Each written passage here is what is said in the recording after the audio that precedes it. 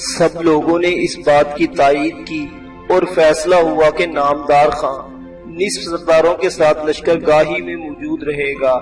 جب نواب کریم خان مرہٹہ خیموں کی طرف روانہ ہوا تو اس کی میت میں 15 پنڈارا سرداروں کے علاوہ خاصا کے سواروں کا رسالہ بھی مارچ کر رہا تھا، جس نے پنڈارا ریاست کے قیام میں بہادری کے حیرت انگیز کارنامے انجام دیے تھے۔ یہ دستور شروع ہی سے چلا آتا ہے کہ بڑے حکمران چھوٹے حکمرانوں کو حکومت و فرما روائی اور خود مختاری کی سند دیتے آئے ہیں۔ 19ویں صدی عیسوی میں دولت راؤ سندھیا وسطی اور شمالی ہند میں بڑی اہم حیثیت کا مالک، بلکہ مغلوں اور انگریزوں کے بعد اسی کے نام کا سکہ چلتا تھا۔ کریم خان روہیلا کی بہادری اور خودسری نے بندیل کھنڈ میں ایک آزاد ریاست تو ضرور قائم کر لی، لیکن اس وقت تک باقاعدہ حکمران نہ بن سکتا تھا جب تک مغل، انگریز یا مرہٹہ طاقت میں سے کوئی اسے تسلیم نہ کر لے۔ کریم خان کے سامنے سب سے اہم مسئلہ یہی تھا کہ مہاراجہ سندھیا کی خوشنودی اور حکومت و فرما روائی کی سند حاصل کر لے تاکہ باقاعدہ ہندوستان کے والیان ریاست میں شمار ہو سکے۔ چاندنی رات جو روہیلے کے دل کو ڈس رہی تھی اور فرمان آزادی کا مصدع بھی سنا رہی تھی، جب وہ اپنے پنڈارا سرداروں اور دستہ خاص کے سواروں کے ہمراہ ایک حکمران کسی شان سے مرہٹہ لشکر گاہ میں پہنچا تو راج منتری امبا جی نے اسی طرح پرتپاک استقبال کیا جیسے خود مختار حکمران کا کیا جاتا ہے۔ مرہٹہ دربار کے باہر جہاں وہ دن کے وقت بھی آ چکا تھا، مشعلیں روشن تھی اور چاق و چبند سپاہی بھالے اٹھائے چاروں طرف پہرا دے رہے تھے۔ امبا جی کے ساتھ چلتے چلتے بولا، کیسا عجیب اتفاق ہے نواب صاحب، آج ہی رات ہم دوسری بار مل رہے ہیں، مگر اس بار تم ہمیں مات نہ دے سکو گے۔ ہم چاند کو واپس لینے کا فیصلہ کر کے آئے ہیں۔ چاند نے تو ہم سب کو مات دے دی نواب صاحب، کیا ہوا؟ نواب نے بے چینی سے پوچھا۔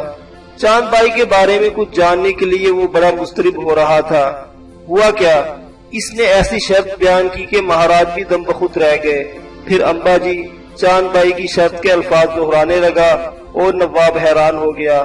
کیا مہاراج نے شرط مان لی؟ نہ صرف شرط مان لی بلکہ گنگا کی قسم کھا کر وچن دیا ہے کہ اس کی عزت و آبرو کی حفاظت کریں گے اور اس وقت تک اسے چھوئیں گے بھی نہیں جب تک دھرم اور سماج کی بات پوری نہ کر لیں۔ تو کیا مہاراج چاند بھائی سے شادی کریں گے؟ چاہتے تو یہی ہیں، مگر دیکھیں گوالیار جا کر کیا مہورت نکلتی ہے۔ نواب کے دل پر چوٹ لگی۔ اب چاند گوالیار نہیں جائے گی، آپ اسے کھو چکے ہیں نواب صاحب، اور کھوئی ہوئی چیز قسمت سے ملتی ہے۔ کریم خان نے مانی خیز نظروں سے امبا جی کی طرف دیکھا اور خاموش ہو گیا۔ وہ اس موقع پر امبا جی سے الجھنا نہیں چاہتا تھا اور اسے الجھنا چاہیے بھی نہیں تھا، مگر دل میں تہیہ کر چکا تھا کہ مہاراجہ سندھیا سے چاند کے بارے میں بات کرے گا اور اسے لیے بغیر واپس نہیں جائے گا۔ دستہ خاص کے سوار خیمہ دربار سے بہت پرے رہ گئے۔ امبا جی کریم خان اور اس کے پنڈارا سرداروں کے ساتھ وسیع و عریض خیمہ میں داخل ہوا۔ راجپوت اور مرہٹہ سردار پہلے ہی موجود اور پچھلی صفوں میں بیٹھے تھے۔ شاید اگلی چند صفیں مہمانوں کے لیے چھوڑ دی گئی تھی۔ اس حال نما دربار میں بے دود مشعلیں روشن تھی۔ کریم خان نے چلتے چلتے راجپوت اور مرہٹہ سرداروں کے چہرے دیکھے، مگر شیو دیشپ راؤ نظر نہ آیا۔ غالباً وہ مہاراجہ کی حاضری میں تھا۔ امبا جی کے اشارے پر کریم خان نے اپنے سرداروں کے ساتھ اگلی نشستیں سنبھالی اور مہاراجہ کا انتظار ہونے لگا۔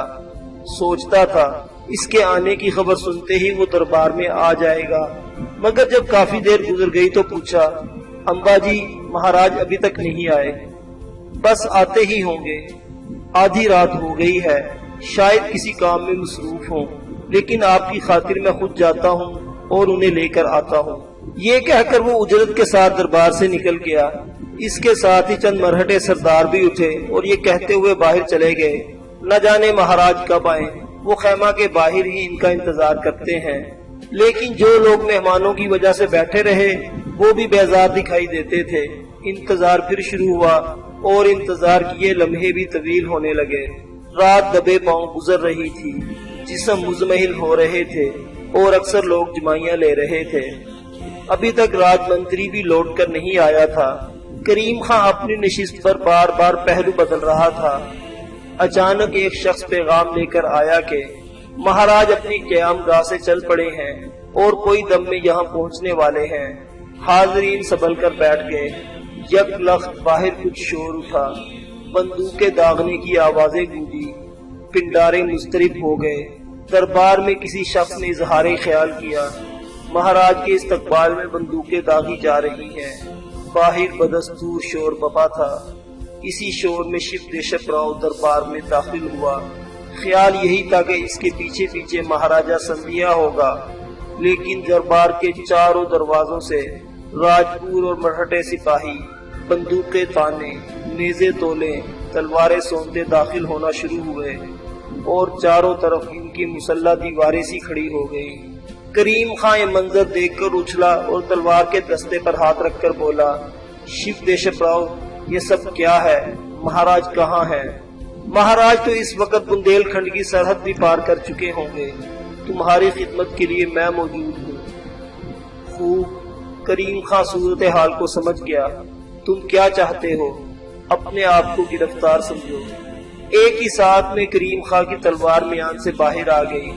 پنڈارا سرداروں کی تلواریں بھی چمکی، مگر صورتحال بڑی خراب تھی۔ دربار میں مرہٹا سپاہیوں کا جمگٹا بڑھ گیا اور آگے پیچھے کئی دیواریں تھی اور بیشتر سپاہی بندوقوں سے مسلح تھے۔ شیو دیشپ راؤ نے اعلان کیا، کریم خان مزاحمت بیکار ہوگی، سواروں میں سے کوئی تمہاری مدد کو نہیں آئے گا، وہ سب موت کے گھاٹ اتارے جا چکے ہیں۔ یہ بہادری نہیں، دھوکہ اور بے ایمانی ہے۔ جنگ اور محبت میں سب جائز ہے۔ گھر آئے مہمان پر تو بزدل بھی وار نہیں کرتے۔ رات کو بلانے کا مقصد یہی تھا کہ تمہیں تھوڑی سی سیاست سکھا دی جائے۔ حکمرانی کا دعویٰ کرتے ہو اور یہ نہیں جانتے کہ آدھی رات کو آزادی کے نہیں صرف موت کے فرمان دیے جاتے ہیں۔ ہتھیار پھینک دو۔ کریم خان نے لپک کر ایک سپاہی پر وار کر دیا۔ پنڈارا سردار بھی تلواریں سوت کر لپکے، مگر اسی لمحے ایک ساتھ کئی بندوقیں دھاڑی۔ تمام پنڈارے گھائل پنچیوں کی طرح تڑپ کر گرے اور خون میں لت پت ہو گئے۔ صرف کریم خان پر بندوق نہیں داغی گئی تھی۔ اپنے ساتھیوں کو لوٹتے تڑپتے دیکھ کر اس کی آنکھوں میں خون اتر آیا۔ بندوقوں اور لمبے لمبے بھالوں کے ساتھ مرہٹا سپاہیوں نے چاروں طرف سے ہلکا کچھ اور تنگ کر دیا۔ اسی اثنا میں ایک سپاہی نے اپنے نیزے کا پھل کریم خان کے ہاتھ میں اتار دیا۔ تلوار ہاتھ سے چھوٹ کر زمین پر گر گئی اور کئی سپاہیوں نے ایک ساتھ حملہ کر کے نواب کو زنجیریں پہنا دی۔ رات کا بلاوا پیام اجل ثابت ہوا تھا۔ مرہٹا سردار شیو دیشپ راؤ آگے بڑھ آیا۔ اس نے نواب کے عین سامنے آ کر مہاراجہ سندھیا کا فرمان کھولا اور مشل کی روشنی میں پڑھ کر سنانے لگا، تم کریم خان روہیلا ڈاکوؤں اور لٹیروں کے گروہ لے کر گوالیار کی سرحدی بستیاں لوٹتے اور ماں بدولت کی بے گناہ رایا پر ظلم و ستم ڈھاتے رہے۔ تم بندیل کھنڈ کے علاقے میں ایک خود ساختہ ریاست قائم کر کے نواب بن بیٹھے اور ماں بدولت سے یہ توقع کرنے لگے کہ تمہیں حکمرانی کی سند دے کر ہم حکومت اور فرما روائی کے اصولوں کی توہین کریں۔ ہمارے نزدیک تم سخت ترین سزا کے مستحق ہو، اس لیے ہم شیو دیشپ راؤ کو حکم دیتے ہیں کہ تمہیں گرفتار کر کے پابائے زنجیر ہمارے حضور گوالیار میں پیش کرے۔ فرما روائی ہند مہاراج دولت راؤ سندھیا۔ کریم خان نے مہاراجہ کی خوشنودی کے لیے کیا کچھ نہ کیا۔ بندیل کھنڈ کی تاریخ میں ایسا استقبال آج تک کسی شہنشاہ کا نہ ہوا تھا جیسا مہاراجہ سندھیا کا ہوا۔ 1.25 لاکھ روپے کے تخت زرعی کے علاوہ بہت سے بیش قیمت تحائف کا نذرانہ دیا۔ شاہی دستور کے مطابق سلیقہ شعار باندیاں، پڑھی لکھی کنیزیں، رقص و موسیقی میں باکمال حسینائیں پیش کی۔ مہاراجہ کے سرداروں اور لشکروں کی میزبانی میں کوئی کسر نہ اٹھا رکھی۔ ایسی ضیافتیں دی کہ مرہٹے بھی نواب کی دریا دلی کو مان گئے۔ گوالیار کی سرحدی بستیوں سے جو کچھ لوٹا تھا اس سے کہیں زیادہ خرچ کر ڈالا، بلکہ سندھیا کے مرہٹا حریف جسونت راؤ ہولکر کی ریاست اندور کے مضافات سے لوٹ کا مال و دولت جمع کیا تھا وہ بھی مہاراجا کی پذیرائی اور مہمان نوازی میں صرف کر دیا، مگر سندھیا نے اس کی تمام آرزوؤں کا خون کر ڈالا۔ چاند بائی چھین کر دل پر گھاؤ لگائے، دھوکے سے بلا کر پنڈارا سرداروں اور سواروں کو موت کے گھاٹ اتار دیا اور اسے زنجیر پہنا دی۔ کریم خان روہیلا ایک بہادر اور مہمان نواز آدمی تھا جو دل میں آزادی کی تڑپ اور حکمرانی کا ولولہ رکھتا تھا، لیکن سیاستدان نہ تھا۔ مہاراجا کی ایک ہی چال میں مات کھا گیا۔ سندھیا جب لاؤ لشکر سمیت گوالیار سے روانہ ہوا تو ممکن ہے کریم خان کی گرفتاری کے بجائے دوستی ہی کا ارادہ رکھتا ہو۔ روہیلے نواب کی خدمت گزاری اور حسین نذرانوں کے بدلے ہر جرم معاف ہو سکتا تھا۔ بندیل کھنڈ میں کریم خان کی شان و شوکت، حکومت کے رنگ ڈھنگ اور وسطی ہند میں ابھرتی ہوئی ایک نئی مسلم ریاست کے نقشے دیکھ کر اس کے ذہن میں کئی خطرے رینگنے لگے تھے۔ یہ نئی ریاست مستقبل میں مرہٹا اقتدار کی حریف بھی بن سکتی تھی، مگر کمپنی سرکار سے نمٹنے کے لیے مہاراجا کو کریم خان جیسے سرکش بہادروں کی ضرورت تھی، اور مستقبل کے خطروں کو نظر انداز کر کے وہ نواب سے صرف دوستی کا پیوند کر کے اسے فرمان آزادی کے وعدے پر ٹال کر لوٹ جانا چاہتا تھا، تاکہ کریم خان اور اس کے پنڈاروں کو انگریزوں کے خلاف استعمال کرنے کے لیے اپنی اعتماد کی مٹھی میں رکھے۔ لیکن مہاراجا کی سیاست اور وقت کی مصلحت کے ہاتھوں سب کچھ غارت ہو گیا۔ اس نے چاند بائی کو محض اپنی ہوس پرستی کے لیے طلب کیا تھا، مگر اسے دیکھنے اور عجیب و غریب شرط سننے کے بعد کچھ اور فیصلہ کر بیٹھا۔ دنیا کے گرم و سرد حالات سے گزرنے اور زندگی میں سینکڑوں تجربوں سے دو چار ہونے والا مرہٹا حکمران جانتا تھا کریم خان روہیلے کی دوستی کسی وقت بھی دشمنی میں بدل سکتی ہے۔ وہ موقع ملتے ہی اپنی محبت کا انتقام لینے پر تل جائے گا۔ اسی خطرہ کے پیش نظر اس نے برباد محبت نواب کو اس قابل ہی نہ چھوڑا کہ انتقام کے نقشے میں رنگ عمل بھر سکے۔ تمام سیاسی مصلحت کو بالائے طاق رکھ کر پنڈاروں کے استحصال پر آمادہ ہو گیا۔ شیو دیشپ راؤ کے ذریعے جو دام سیاست بچھایا، کریم خان کا اس میں پھنس جانا یقینی تھا، کیونکہ وہ سیاستدان نہیں تھا۔ فرمان آزادی کے خاطر نواب تمام خطروں سے بے نیاز مرہٹا خیموں میں بھاگا آیا اور توقع کے عین مطابق دام میں پھنس گیا۔ مہاراجا سندھیا نے جو کچھ سوچا، جو کچھ چاہا وہی ہوا، مگر سیاستدان سندھیا نے بھی ایک عورت کی خاطر زندگی بھر کے تجربے کی دانائی کو دشمنی کی آگ میں جھونک دیا۔ مہاراجا نے ادھر کریم خان کا بلاوا بھیجا، ادھر چاند بائی کے ہمراہ گوالیار کی طرف روانہ ہو گیا۔ امبا جی اور شیو دیشپ راؤ کو حکم دیا گیا تھا نواب کو گرفتار کرتے ہی خیمے اٹھا لیں اور فوراً کوچ کر دیں۔ خیال تھا کہ کریم خان کی گرفتاری کے بعد پنڈاروں کی طاقت بکھر جائے گی، پنڈارا سرداروں کا جدھر منہ اٹھے گا چلے جائیں گے، کوئی شخص مرہٹوں سے الجھنے کی کوشش نہیں کرے گا۔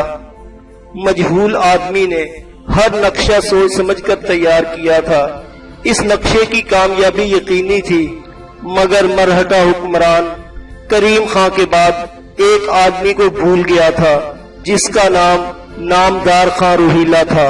نامدار خان بڑی بے چینی کے ساتھ نواب کی واپسی کا انتظار کرتا رہا۔ جو دیر ہو رہی تھی وقت گزر رہا تھا، اس کے اندیشے جمع ہو رہے تھے۔ آدھی رات گزر گئی تو اس نے پنڈارا سرداروں کو تیاری کا حکم دے دیا۔ اگر مہاراجا نے نواب کو کسی جال میں پھانس لیا ہے تو پنڈاروں کی بے خبری میں ان پر شب خون ضرور مارے گا، مگر مرہٹوں کا استقبال بندوقوں کی نالیوں اور بھالوں کی انیوں سے ہونا چاہیے۔ ناگہاں لشکر گاہ میں شور اٹھا، بھاگتے گھوڑوں کی ٹاپیں اگری۔ نواب کے دستہ خاص کے چند سوار خون میں لت پت دہائی دیتے ہوئے پہنچ گئے۔ نامدار خان کے بدترین اندیشوں کی تصدیق ہو گئی۔ مہاراجا نے داؤ کھیلا، پنڈارا سردار اور سوار قتل کر دیے گئے، نواب کو گرفتار کر لیا گیا۔ یہ چند سوار بڑی مشکل سے جان بچا کر بھاگے تھے تاکہ ساتھیوں کو دشمن کی گھات سے آگاہ کریں۔ نامدار خان الاؤ میں جلنے والی گیلی لکڑی کے ساتھ چٹک گیا۔ پنڈارا سردار دم بخود رہ گئے، اب کیا کریں؟ ان میں اتنی ہمت نہ تھی کہ مرہٹا لشکروں سے باقاعدہ جنگ مول لیتے۔ پھر نواب کے ساتھ صرف 6-7 ہزار پنڈاروں کی نفری تھی، اکثر آدمی پیچھے رہ گئے تھے۔ مہاراجا سے دوستی کی ملاقات تھی، ایک طرف مہمان دوسری طرف میزبان، اور یہ 6-7 ہزار پنڈارے بھی محض اس لیے ساتھ ہو لیے تھے کہ مرہٹا مہاراجا کے مقابلے میں کہیں نواب کی شان و شوکت مان نہ پڑ جائے۔ اس نفری کے ساتھ مرہٹا سواروں اور پیادوں کے ساتھ مقابلہ، جن کی تعداد 20,000 کے لگ بھگ تھی، جان سے جانے والی بات تھی۔ نامدار خان نواب ہی کی طرح بہادر اور سرکش لیکن اندھے فیصلے کرنے کا عادی نہیں تھا۔ سوچنے لگا، مرہٹوں نے نواب کو گرفتار کر لیا ہے تو اس کے ارد گرد جنگجو سواروں کی دیواریں کھڑی کر دی ہوں گی، کوئی ان دیواروں کو پھلانگ نہ سکے۔ ذہن میں جنگ کی بساط کھولی تو ہر نقشے پر موت کھڑی تھی۔ نواب کو چھڑا لانے اور بازی جیتنے کی بات تو ایک طرف رہی، بازی برابر کرنے کی بھی کوئی چال نہیں سوج رہی تھی، مگر اتنا کم ہمت بھی نہیں تھا کہ ہاتھ پر ہاتھ دھرے بیٹھا رہتا۔ تلوار کھینچ کر اٹھا اور بولا، جو موت سے کھیل سکتا ہے وہ میرے ساتھ چلے۔ کسی نے کہا، ہم موت سے نہیں ڈرتے، مگر لشکرگاہ کی حفاظت کا بھی انتظام کر لو۔ نامدار خان نے 6 سرداروں کو منتخب کیا، باقی لشکرگاہ کی حفاظت پر مامور کر دیے، اور 3,000 سواروں کو لے کر مرہٹوں سے نیا کھاتا کھولنے کے لیے نکلا۔ نواب کی گرفتاری کے بعد امبا جی اور شیو دیشپ راؤ نے روانگی میں دیر نہیں لگائی۔ جب تک پنڈاروں کو معاملے کی خبر ہوتی، بندیل کھنڈ کی سرحد سے دور نکل جانا چاہتے تھے، مگر ساکا کے سپاہیوں نے خیمے اکھاڑنے اور ساز و سامان لادنے میں دیر کر دی۔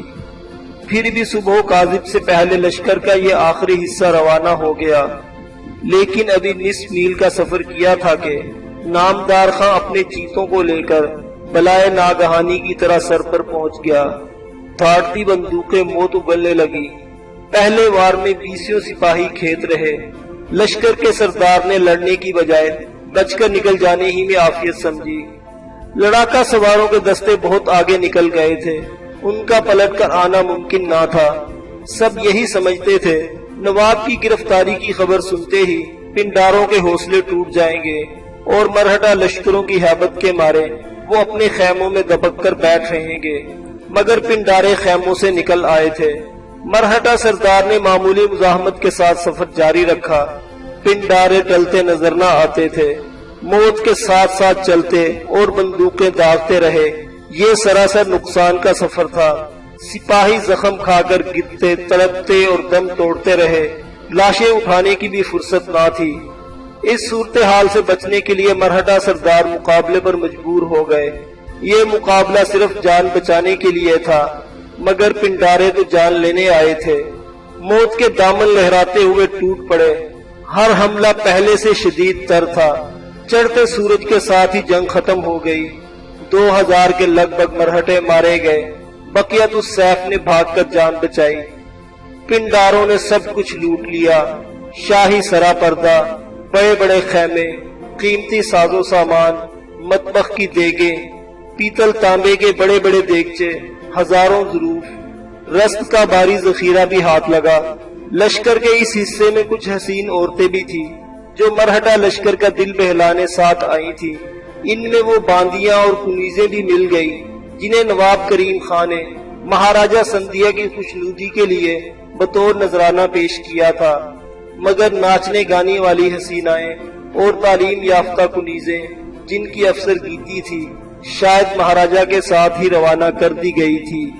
نامدار خان نواب کو نہ چھڑا سکا، وہ تو مرہٹا سواروں کی حفاظتی دیواروں کے درمیان بہت آگے جا چکا تھا اور شاید ان دیواروں تک پہنچنا ممکن بھی نہیں تھا، مگر اس نے مرہٹا لشکر کے آخری حصے کو لوٹ کر اور 2000 سپاہیوں کو آب مرگ پلا کر مہاراجا سندھیا کو خبردار کر دیا تھا کہ اسے پنڈاروں کی دشمنی بہت مہنگی پڑے گی۔ گوالیار کے راج محل میں جب اسے مرہٹا لشکر کی تباہی و بربادی کی خبر ملی تو سر پیٹ لیا اور امبا جی پر گرجنے برسنے لگا کہ وہ سپاہیوں کی حفاظت نہ کر سکا۔ اس خبر کے ساتھ ہی دل کا وہ چین بھی رخصت ہو گیا جو نواب کریم خان کو گرفتار کر کے حاصل ہوا تھا۔ گوالیار میں نواب کی اسیری اور 2000 مرہٹا سپاہیوں کی ہلاکت کی خبر ایک ساتھ پہنچی تھی۔ مہارانی بیجا بائی نے یہ خبر سنی تو بجلی کی طرح کونپتی کڑکتی مہاراجا کے کمرہ خاص کی طرف چل دی۔ اس نے تو نواب کے ساتھ دوستی کا پیوند کرنے کا مشورہ دیا تھا، پھر مہاراج نے اسے گرفتار کیوں کر لیا؟ مگر جب کمرہ خاص میں داخل ہوئی تو جو کچھ دیکھا، جو کچھ سنا، وہ اسے جیتے جی ختم کر دینے کے لیے کافی تھا۔ کمرے میں چاند سے کہیں بڑھ کر ایک خوبصورت عورت موجود تھی، نام بھی چاند بائی تھا، اور مہاراجا اپنے راج منتری کو ہدایت دے رہا تھا، امبا جی، مہا پروہت اور راج جوتشی سے مل کر بیاہ کی مہورت نکلوانے میں دیر نہیں ہونی چاہیے۔ مہارانی بیجا بائی نے یہ الفاظ سنے تو سکتے کی حالت میں کھڑی چاند کے مکھڑے کو دیکھتی رہ گئی۔